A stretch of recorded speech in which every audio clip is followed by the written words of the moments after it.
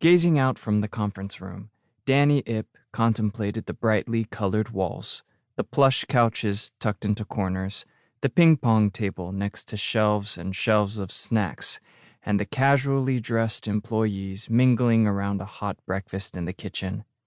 WesTec's offices resembled every other technology startup Danny had seen.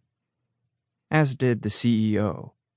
Gray-haired and dressed in jeans and a hoodie, Cyrus West held court with his team, building camaraderie, showing them he was one of the guys, despite clearly having 20 years on most of them.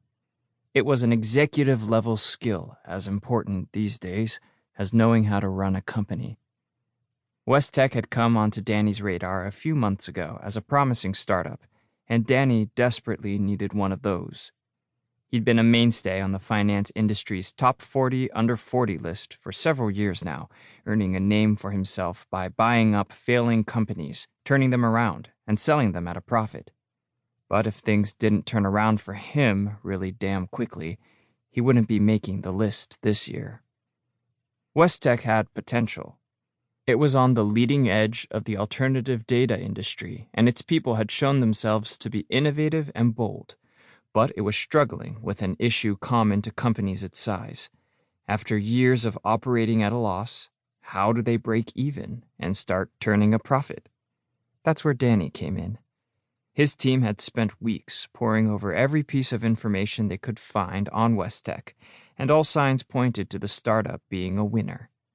Now, Danny needed to close the deal. Alternative data was nascent, and only a few companies had managed to establish a viable market share. WesTec was one of them.